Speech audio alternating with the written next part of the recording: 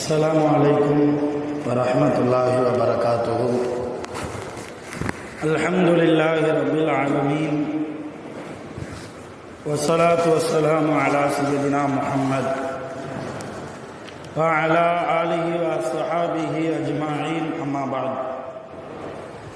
أعوذ بالله من الشيطان الرجيم. بسم الله الرحمن الرحيم. ألا إن أولياء الله لا خوف عليهم ولا هم يحزنون الذين آمنوا وكانوا يتقون. وقال نبينا محمد رسول الله صلى الله عليه وسلم: إن الله تعالى قال: من عادى لي وليا فقد آذنته بالحرب. எல்லா புகழும் அல்லாஹ் ஒருவனுக்கே உரித்தாகுக.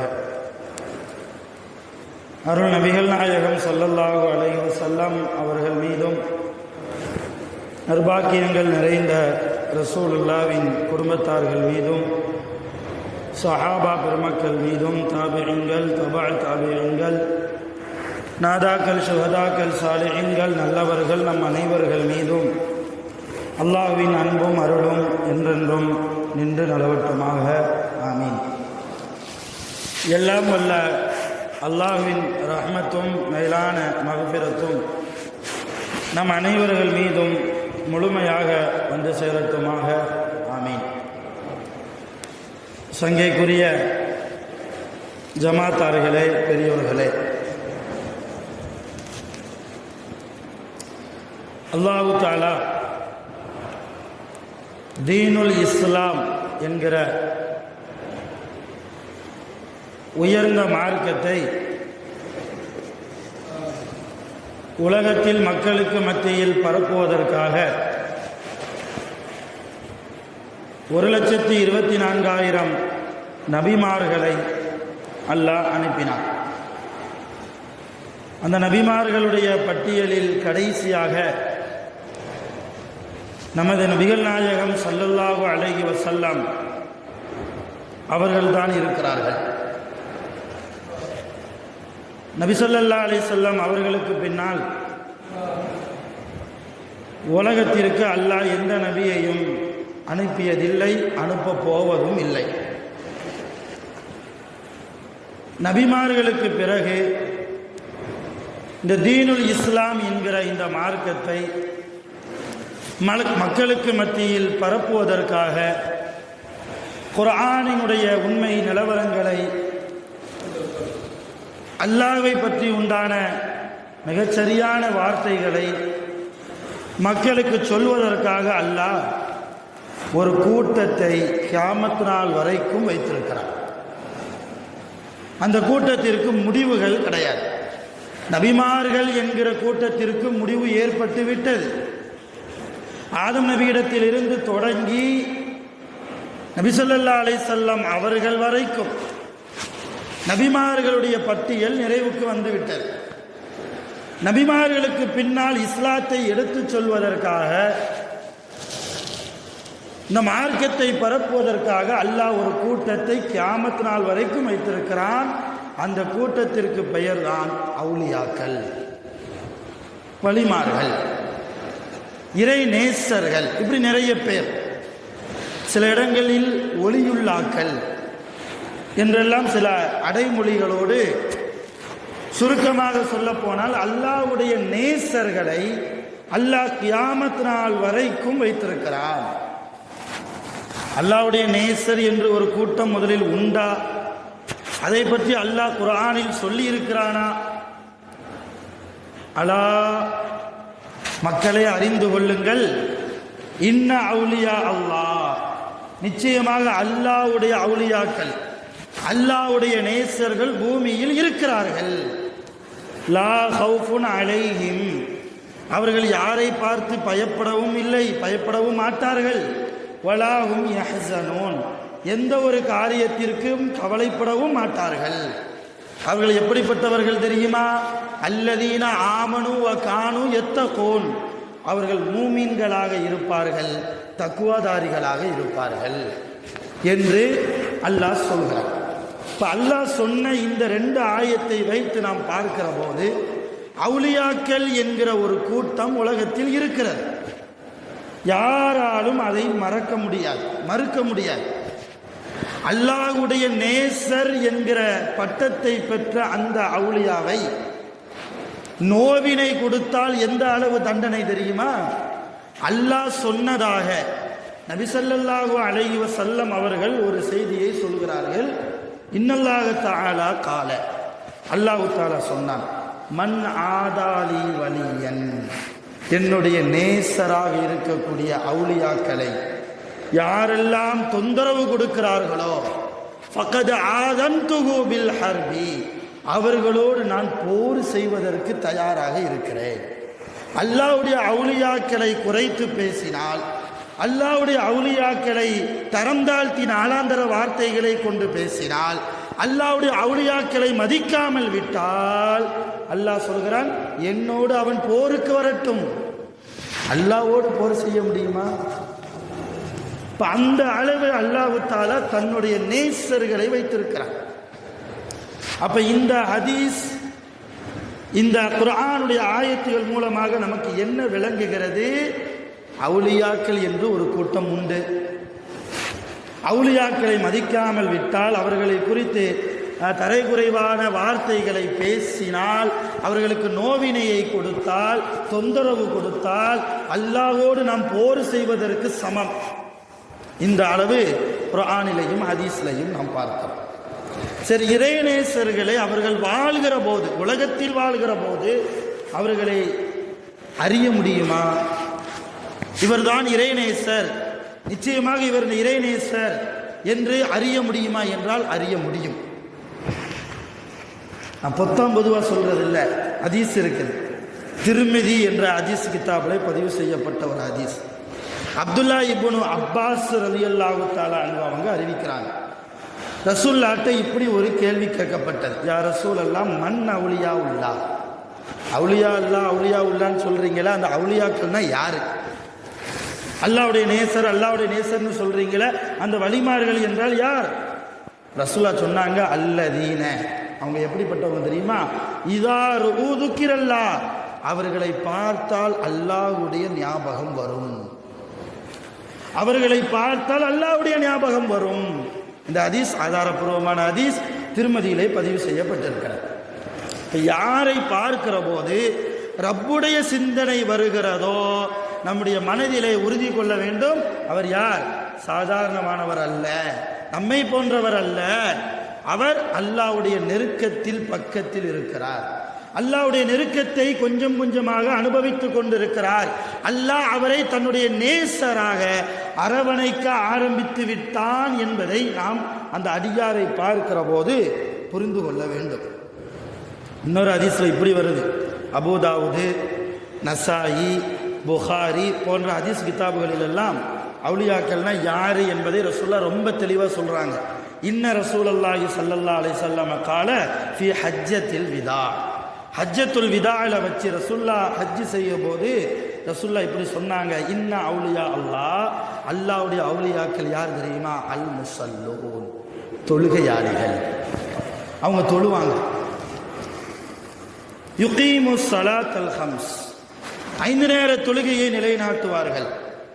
அல்லாத்தி கதபுன அலைஹி, அவர்கள் மீது கடமையாக்கப்பட்ட தொழுகைகளை நிறைவேற்றுவார்கள். வயசூமு ரமலான, ரமலானுடைய மாதத்தில் நோன்பு வைப்பார்கள். வயஹ்தசிபு ஸௌமஹு, அவர்கள் நன்மையை நாடி நோன்பு வைப்பார்கள். வயுதா ஜகாத்த மாலஹு, அவர்களிடத்தில் இருக்கிற பொருளை ஜகாத்தாக கொடுப்பார்கள். வயஜ்தனிபுல் கபாயிர அல்லதி நஹல்லாஹு அன்ஹா, அல்லாஹ் எந்த காரியத்தை விட்டும் தவிர்ந்திருக்க சொன்னானோ அப்படிப்பட்ட பெரும் பாவங்களை விட்டும் தவிர்ந்திருப்பார்கள். இந்த குணங்கள் யாரிடத்தில் இருக்கிறதோ அவர்கள்தான் யார்? அவுலியாக்கள், அவர்கள்தான் வலிமார்கள். இறைநேசர்களாக இருப்பவர்களை பற்றி அல்லாஹ் யதார்த்தமாகவே மக்களுடைய மனசுல ஒரு நல்ல அபிப்பிராயத்தை போற்றுவான், நல்ல ஒரு அபிப்பிராயத்தை போற்றுவான். இப்ப யாரை பற்றி மக்கள் எல்லாம் புகழ்ந்து பேசுகிறார்களோ அவர்கள் நிச்சயமாக வாய்ப்பு இருக்கிறது அல்லாஹ்வுடைய நேசர் என்பதற்கு. ஹதீஸ்ல பார்க்கிறோம், அனஸ் இப்னு மாலிக் ரலியல்லாஹு அறிவிக்கிறாங்க, புகாரில இந்த ஹதீஸ் வருது. ரசூலுல்லாஹி ஸல்லல்லாஹு அலைஹி வஸல்லம் மர்ரூபி ஜனாசா, ஒரு ஜனாசா அப்படி கடந்து போச்சு, ஒரு ஜனாசா அப்படி கொண்டு வர போச்சு. அப்ப அந்த ஜனாசாவை பார்த்து மக்கள் எல்லாம் ஃபஅத்னவு அலைஹி கைரா, நல்ல விதமா பேசினாங்க. நல்ல மனுஷர், சாலிஹான ஆளு, நல்ல தொழக்கூடியவர், தக்குவா உள்ள ஆளு, யாருக்கும் தொந்தரவு கொடுக்கல, யாரையும் ஏமாத்தலை, யாரை பற்றியும் புறம் பேசலை, இப்படியெல்லாம் அந்த ஜனாசாவை பற்றி மக்கள் நல்ல விதமாக பேசினால், அப்படி பேசினாங்க. ஒரு ஜனாசா போச்சு, அந்த ஜனாசாவை பற்றி சில சஹாபாக்கள் நல்ல விதமாக பேசினாங்க. அப்போ ஃபகால நபி ஸல்லல்லாஹு அலைஹி வஸல்லம், அப்போ ரசூலுல்லாஹ் சொன்னாங்க வஜபத், வஜபத்துன்னு சொன்னாங்க.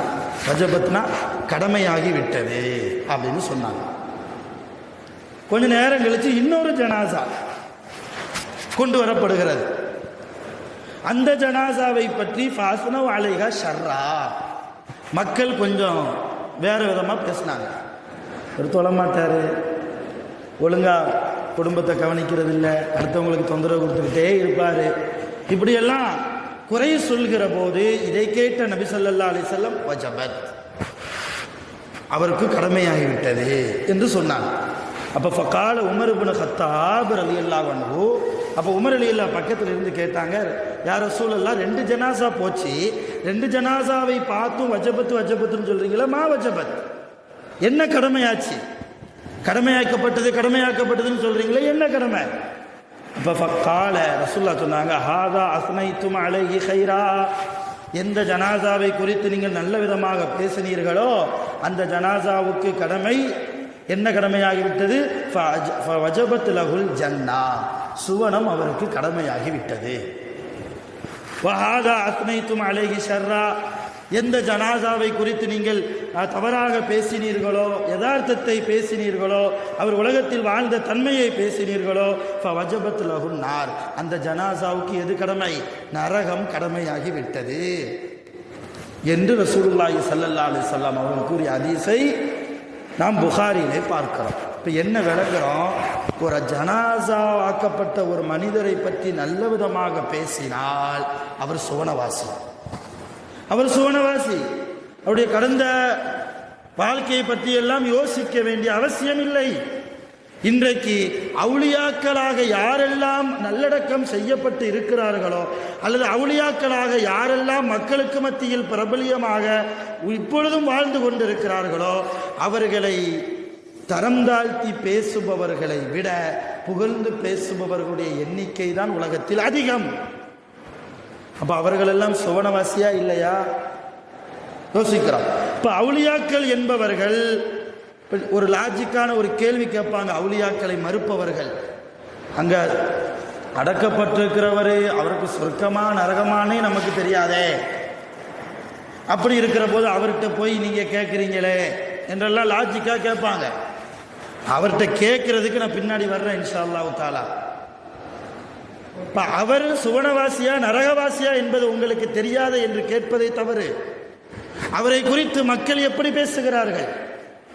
மக்கள் எப்படி பேசுகிறார்கள்? தவறாக பேசக்கூடிய நபர்களை விட அதிகமான பேர் உலகத்தில் ஒரு சர்வே எடுத்து பார்த்தால் நல்ல விதமாகத்தான் பேசுகிறார்கள். எல்லா இடங்களிலும் அவுலியாக்களுடைய, வலிமார்களுடைய, அல்லாஹ்வுடைய நேசர்களுடைய புகழ்கள் எல்லாம் பரவிக்கொண்டிருக்கிறது என்றால் அல்லாஹ்வுடைய நாட்டம் இல்லையா? அல்லாஹ் நாடினால் ஒரு மனிதருடைய புகழை பரப்புவான். அல்லாஹ் நாடினால் ஒரு மனிதரை மக்களுக்கு முன்னால் அசிங்கப்படவும் செய்வான், கேவலப்படுத்தவும் செய்வான். வலிமார்களை அல்லாஹ் புகழ்ந்து கொண்டிருக்கிறான், வலிமார்களை அல்லாஹ் அவர்களுடைய புகழை பரப்பிக் கொண்டிருக்கிறான். அப்ப அல்லாஹ்வால் அவருடைய புகழ் பரப்பிக் கொண்டிருக்கிற போது அவர் சொர்க்கவாசியா நரகவாசியா என்ற கேள்வி கேட்பது எவ்வளவு பெரிய முட்டாள்தனம் என்பதை நாம் புரிந்து கொள்ள வேண்டும். அருமையான பெருமக்களே, இறைநேசர்கள் என்பவர்கள் வாழ்கிற போதே பொதுவாகவே அற்புதத்தை நிகழ்த்துபவர்கள் நபிமார்களும் இறைநேசர்களும். சர்வசாதாரணமான மனிதர்களால் செய்ய முடியாத காரியத்தை செய்வதற்கு பெயர் தான் அற்புதம். அந்த அற்புதத்தை நபிமார்கள் செய்வார்கள், வலிமார்களும் அவுலியாக்களும் செய்வார்கள். நபிமார்கள் அற்புதம் செய்தால் அதற்கு பெயர் முஅஜிஸா அரபியில. வலிமார்கள் அற்புதம் செய்து காட்டினால் அதற்கு பெயர் கராமத் என்று சொல்வார்கள். இது ஹதீஸ்லே பார்க்கிற சஹாபாக்களே இது போன்ற அற்புதத்தை செய்தார்கள். சஹாபாக்கள் எல்லாம் அவுலியாக்களுடைய பட்டியலில் முதல் தரம் இல்லையா? எல்லா சஹாபாக்களும் அல்லாஹ்வுடைய நேசர்களாகத்தானே வாழ்ந்தார்கள். ஒரு சம்பவத்தை சொல்றேன். சஹீஹான கிதாபிலே பதிவு செய்யப்பட்ட ஹதீஸ். சையதுனா உமர் ரலியல்லாஹு தஆலா அன்ஹு அவர்களுடைய ஆட்சி காலத்தில் மதீனாவில் இருந்து 2413 கிலோமீட்டருக்கு அப்பால் இருக்கிற ஒரு இடம், அந்த இடத்துக்கு பெயர் நஹாவந்து. அந்த இடத்திலே எதிரிகளோடு போர் செய்வதற்கு சையதுனா உமர் ரலியல்லாஹு தஆலா அன்ஹு அவர்கள் ஒரு படையை அனுப்பி வைத்தார்கள். அந்த படைக்கு தளபதியாக சாரியா என்ற ஒரு சஹாபியை உமர் ரலியல்லாஹு நியமித்தார்கள். இந்த படைக்கு தளபதி நீங்கள் தான் என்று நியமித்தார்கள். அப்போ அந்த படை கிளம்புகிறது. எங்க போது?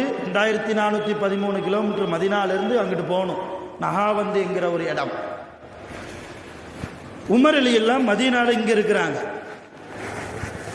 அப்ப அங்க நடக்கிறது இங்க உமர் ரலியல்லாஹுக்கு தெரிய வாய்ப்பு இருக்கிறதா? தெரிந்தது. அங்க எப்படி போருடைய சூழ்நிலை இருக்கிறது என்பதை அல்லாஹ் சையதுனா உமர் ரலியல்லாஹுக்கு காண்பித்து கொடுத்தான்.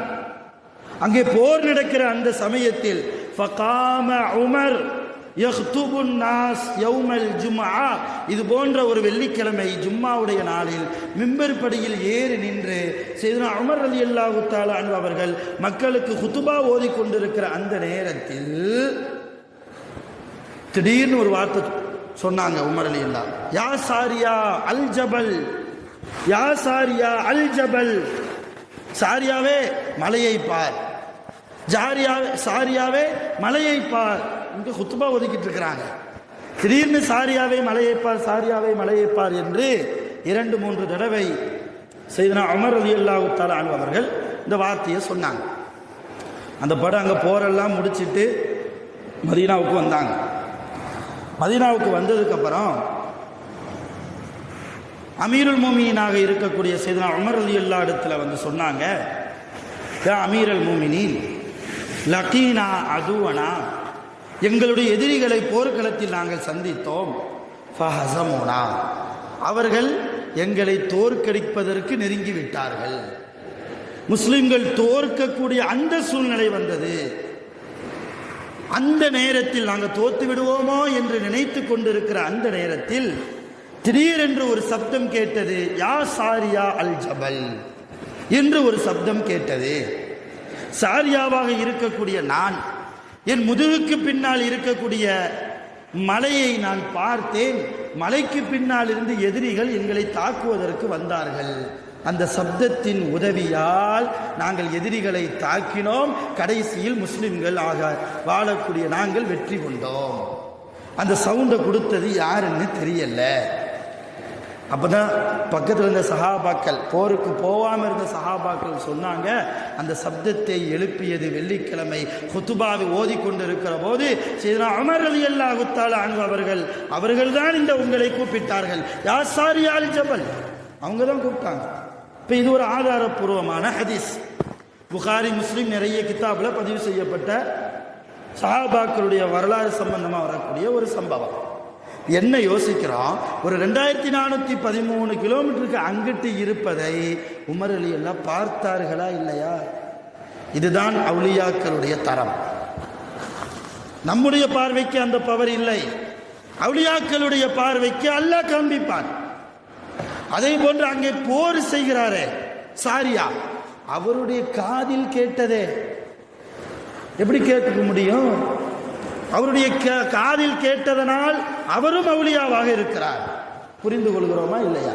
அப்ப இது போன்ற சம்பவங்களை நிகழ்த்துபவர்கள் தான் வலிமார்கள். ஆகவே எந்த சூழ்நிலையிலும் மூமின்களாக இருக்கக்கூடிய நாம் வலிமார்களை புறக்கணிப்பது ஈமானுக்கு அழகல்ல.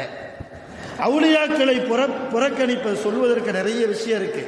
ரொம்ப முக்கியமான விஷயம், மக்களுடைய மனதில் ஒரு ஊசலாட்டமாக இருக்கக்கூடிய ஒரு கேள்வியை பற்றி அதுக்குண்டான பதிலை நான் சொல்ல இருக்கிறதுனால நான் சுருக்கமாக முடிக்கிறேன். அற்புதங்கள் அவுலியாக்கள் செய்வார்கள் என்பதற்கு நிறைய ஆதாரங்கள் இருக்கிறது, நிறைய குர்ஆன் ஆயத்து இருக்கிறது, நிறைய ஹதீஸுகள் இருக்கிறது. என்ன நம்முடைய மனசில் தோன்றுது? அவுலியாக்களை மதிக்கிறோம். அவுலியாக்கள் என்பதை இருக்கிறார்கள் என்பதை யாரும் மறுக்கிறது இல்லை, எல்லாரும் ஏற்றுக்கிறாங்க. சுன்னத்துல் ஜமாத்து, தௌஹீத் ஜமாத்து எல்லாரும் ஏற்றுக்கிறாங்க. எங்க பிரச்சனை? அங்கே ஜியாரத்தை எப்படி செய்வது? ஜியாரத்துனா கபரை போய் சந்திக்கிறார். இப்போ நேற்று இஷாவுக்கு பின்னால் கூட நம்ம பராத்து பயானம் முடிச்சுட்டு கபர் ஜியாரத்துக்கு போனோமா இல்லையா? இந்த ஜியாரத்தை எப்படி செய்வது? ஒவ்வொருவரும் ஒவ்வொரு விதமாக செய்கிறார்களே, எது கூடும் எது கூடாது? இது ரொம்ப இன்றைக்கு மக்களுடைய மனதில் குழப்பத்தை ஏற்படுத்தக்கூடிய ஒரு கேள்வியாக, இன்னும் சொல்ல போனால் தொற்று நோயாகவே இன்றைக்கு முஸ்லிம் சமூகத்திடத்திலே பரவிக்கொண்டு இருக்கிறது. ஜியாரத்து மொத்தம் 3 வகை. இந்த 3 வகையிலும் ஜியாரத்து செய்தால் கூடும். நல்லா விளங்கிக்காங்க. முதல் ஜியாரத்து ஒரு அவுலியாவுடைய கபருக்கு போகிற போதோ, நல்லடியாருடைய கபருக்கு போகிற போது அஸ்ஸலாமு அலைக்கும் சலாம் சொல்றது. வேற எதையும் ஓதுறது இல்லை, வெறுமனே சலாம் மட்டும் சொல்றது. அஸ்ஸலாமு அலைக்கும் யா அவுலியா அல்லாஹ், அல்லது அங்கே அடக்கப்பட்டிருக்கிற ஒரு நல்லடியாருடைய பெயரை சொல்லி அவருக்கு சலாம் சொல்றது. இது ஒரு ரகம். ரெண்டாவது, சலாம் சொன்னதற்கு பின்னால் அவருக்காக நாம துவா செய்வது. அவருக்காக நாம துவா செய்வது. யா அல்லாஹ், இந்த இறைநேசருடைய கபரை நீ வெளிச்சமாக்கி கொடு, இவருடைய பாவத்தை எல்லாம் மன்னித்துக்கொள் என்றெல்லாம் அவருக்காக நாம துவா செய்கிறது. இது 2வது ரகம். இன்னும் சொல்ல போனால் இந்த 2வது ரகம் ஜியாரத்தில் தேவையே இல்லை. ஏனென்றால் யாரெல்லாம் அல்லாஹ்வுடைய அவுலியாக்களாக இருக்கிறார்களோ அவர்களுக்கு நாம ஏன் பாவ மன்னிப்பு கேட்கணும்? நாம பாவ மன்னிப்பு கேட்டாதான் அல்லாஹ் அவங்கள கபூரில் விசாலமாக வச்சிருப்பானா? அவங்க ஏற்கனவே அவுலியாக்களாகத்தானே இருக்கிறாங்க, இறைநேசர்களாகத்தானே இருக்கிறாங்க. இறைநேசர்களாக இருப்பவர்களை அல்லாஹ் கபூரில் வேதனை செய்வானா? இப்போ இந்த 2வது ரகம் தேவையே இல்லை. இருந்தாலும் மக்களுடைய பழக்கத்தில் அது இருக்கிறது, செய்தால் தவறும் இல்லை. 3வது ரகம், இங்கே தான் மிகப்பெரிய பிரச்சனை. சலாம் சொல்லிட்டு போகிறது. அது எந்த தர்காவுக்கு போனாலும் உள்ளே போகிற போது சலாம் சொல்லிட்டு போகிறது. போயிட்டு நம்முடைய தேவைகளை அவங்கள்ட்ட கேட்கறது. இதுதான் இங்கே பிரச்சனை. சர்ச்சைக்குரிய விஷயம் இதுதான். நிறைய மூமின்கள் கேள்வி கேட்பது என்ன? நம்ம தேவையை அல்லாஹ்ட்ட தானே கேட்கணும். அங்கே அடக்கப்பட்டிருப்பவர்கிட்ட எப்படி கேட்க முடியும்? அப்படி அவர்கிட்ட நம்ம சொன்னால் முதல்ல நம்ம பேச்சு அவர் கேட்க முடியுமா? அல்லாஹ் சொல்றான், இன்னக்க லா துஸ்மிஉல் மௌத்தா, இன்னக்க லா துஸ்மிஉல் மௌத்தா, நபியே உங்களால் இறந்தவர்களுக்கு காது கேட்க செய்ய முடியாது என்று அல்லாஹ் சொல்றானே, அப்ப இறந்தவர்களுக்கு காது கேட்குமா என்றெல்லாம் ஒரு பொய் பிரச்சாரம் அங்கங்கேயும் நடக்குது. சமூக ஊடகங்கள் மூலமா, ஃபேஸ்புக்குகள், இந்த தௌஹீத் ஜமாத்து, அந்த ஜமாத்து, இந்த ஜமாத்து மூலியமா நடக்குது. நம்ம நல்லா விளங்கணும். யாரையும் குறை சொல்வதற்காக இங்கே நாங்கள் சொல்லலை. முதல்ல நாம ஹக்கு எது, உண்மையான மார்க்கம் எது, சத்திய பாதை எது என்பதை விளக்கி சொல்வதற்காக நான் உங்கள்கிட்ட சொல்றேன். அந்த ஆயத்தை நல்லா கவனிங்க. இன்னக்க லா துஸ்மிஉல் மௌத்தா, நிச்சயமாக நபியே உங்களால் கேட்க செய்ய முடியாது என்கிறார் மௌத்தாக்களை. உண்மைதானே? அதுதான் நம்முடைய கொள்கையும், சுன்னத்துல் ஜமாத்துடைய கொள்கையும் அதுதான். நபி அவர்களால் கேட்க செய்ய முடியாது. யாரால் முடியும்? அல்லாஹ்வால் முடியும். இதுதான் அகீதா, இதுதான் தௌஹீத். நபி கேட்க செய்றாங்கன்னு யாரும் சொல்றது இல்லையே. அல்லாஹ் என்ன சொல்றா? உங்களால் கேட்க செய்ய முடியாது என்றால் அந்த வேலையை செய்யறது நான், உங்களுக்கு அந்த பவர் இல்லை என்கிறான் அல்லாஹ்.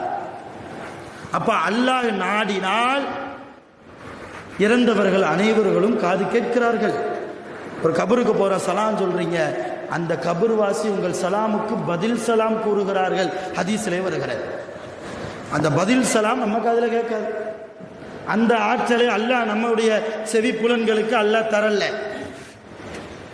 அதே போன்று ஏதாவது அவர்களோடு பேசுகிறோமோ அவர்கள் கேட்கிறார்கள். ரசூலுல்லாஹ் சொல்றாங்க இல்லையா, ஒவ்வொரு கபர்வாசியும் மேலே நடந்து போகிற மனிதர்களுடைய காலடி செருப்பு சப்தத்தை கூட கேட்கிறார்கள். அப்போ கபூர்வாசி முதல்ல அவுலியாக்களோ அல்லது மற்ற கபூர்வாசிகளோ மேலே என்ன நடக்கிறது என்பதை கேட்கக்கூடிய ஆற்றல் அவர்களுக்கு உண்டு. அல்லாஹ் அந்த ஆற்றலை கபூர்வாசிகளுக்கு முதல்ல கொடுத்துருக்கிறான் என்பதை நாம் முதல்ல விளங்கணும். சரி, பிரச்சனை தர்காவை பொறுத்த வரைக்கும் என்ன பிரச்சனை என்றால், அவர்களிடத்தில் நம்முடைய தேவைகளை வைக்கலாமா? இப்படி கேள்வி கேட்பதே பெரிய முட்டாள்தனம்.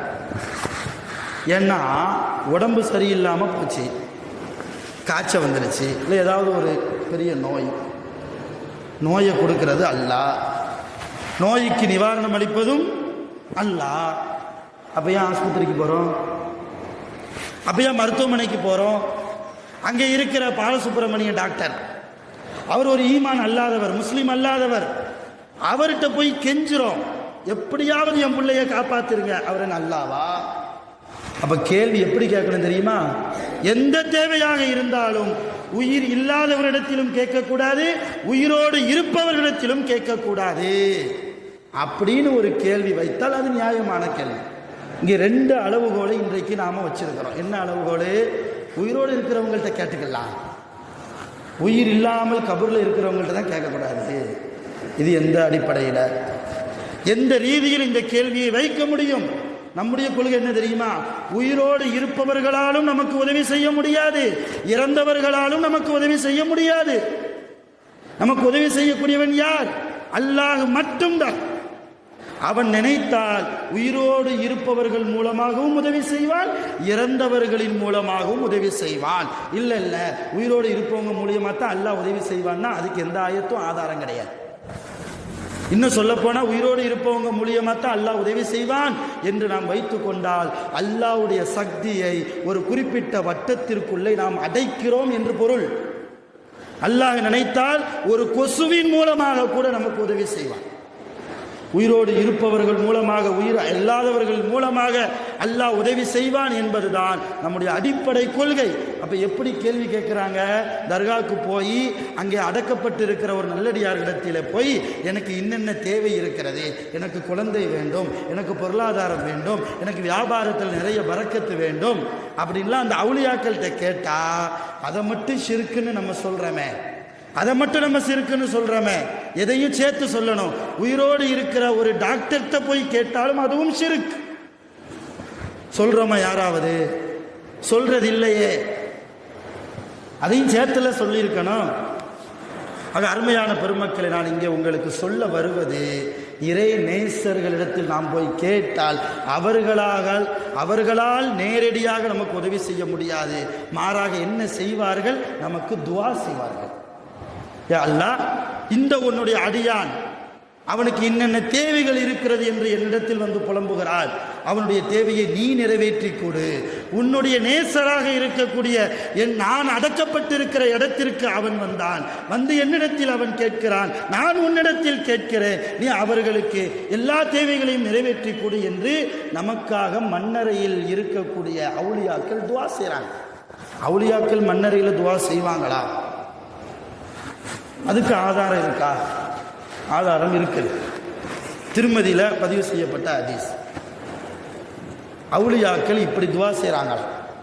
அல்லாஹும்ம லா துமித்துஹும், யா அல்லாஹ், என்னை பார்க்க வருபவர்களை ஈமான் இல்லாமல் நீ மௌத்தாக்கி விடாதே, ஈமானுடைய பாக்கியம் இல்லாமல் அவர்களுக்கு மௌத்தாக்கி விடாதே.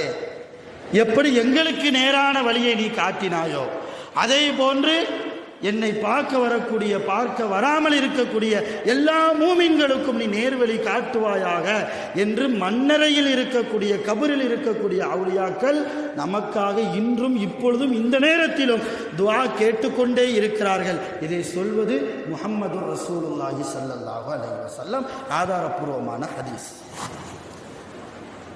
வேண்டுமென்றால் அவுலியாக்கள் அடக்கப்பட்டிருக்கிற சில தர்காக்களில் அவர்களுடைய கந்தூரி விழாவில் சில அனாச்சாரங்கள் நடக்கிறது. பாட்டு கச்சேரி வைப்பது, ஆடம்பரமாக செலவு செய்வது, தேவையில்லாமல் மேடை போட்டு மார்க்கம் அங்கீகரிக்காத விஷயத்தை நடத்துவது, இதுவெல்லாம் கூடாது.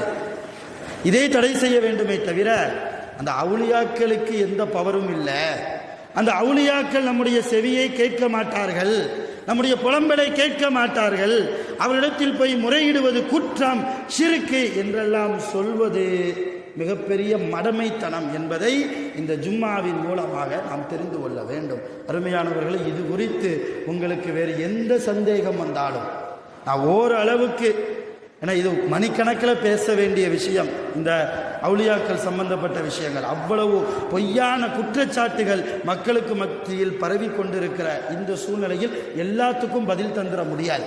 சில விஷயத்தை சொல்லியிருக்கிறேன்.